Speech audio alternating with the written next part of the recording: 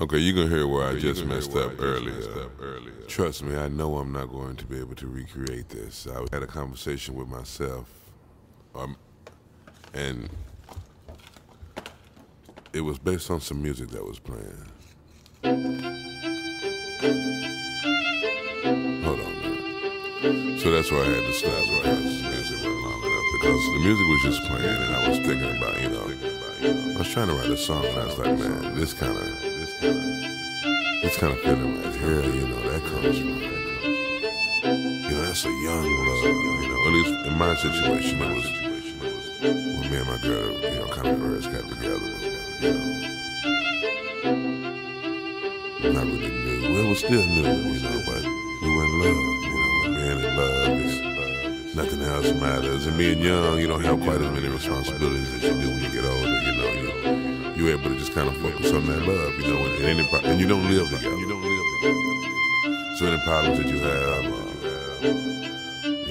they're external, and you can bring them to this other person that you're in love with, and they can commiserate with you, or give you a place to run from those problems and into the arms of this individual.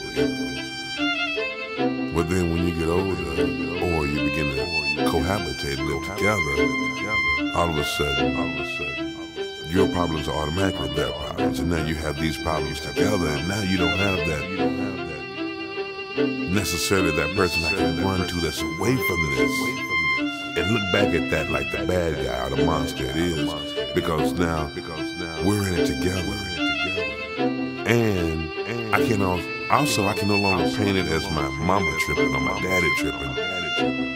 I'm exposed. So moments like this become farther and farther and fewer in between. Because you're going through life and you're getting older and you have responsibilities, and it doesn't have what it used to have.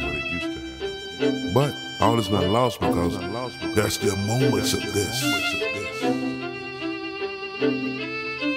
Maybe if it's riding in the car, not saying a word, or having a wonderful conversation, or just being with them, just you and them, together. But I can remember moments like this. I was finna say it's been a long time since I had one, but I did have one after my queen passed. And it was at the same place where I'd had a moment like this with her. It makes me wonder if maybe location or scenery has something to do with how we interact, or how our energy goes. Wow, what a trip, what a change that would be for our people if we did in fact come from a place where you could walk up on beauty like this. Anyway,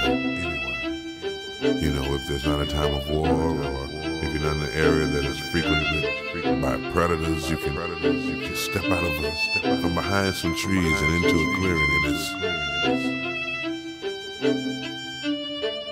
oh, what a love. It could be experienced in a place like that, as opposed to come together thrown into a dark, cold, and hot place at the same time, depending on the time of year. Laying in your own filth, peeing and boo-booing right there next to your neighbor, sore, sick, coughing, can't cover your mouth, can't move. Your women being raped, and then you get brought to a place where eventually, after the Industrial Revolution, we won't even talk about slavery, you're put in an area that's concrete and cold, and those moments become even fewer and fewer, and further and further in between. You run for a place where you can experience this, We've been taught, whether it be by oppressors or by just as well life, that you try to create those places in your home if at all possible. Or you go on vacation once a year during the summer and visit those places. But we know vacation is always feasible when you're struggling to keep on struggling. So although I had a song for this, I'm just gonna let it play, and hopefully you can remember moments or envision new ones of this. You ready? You ready? You ready?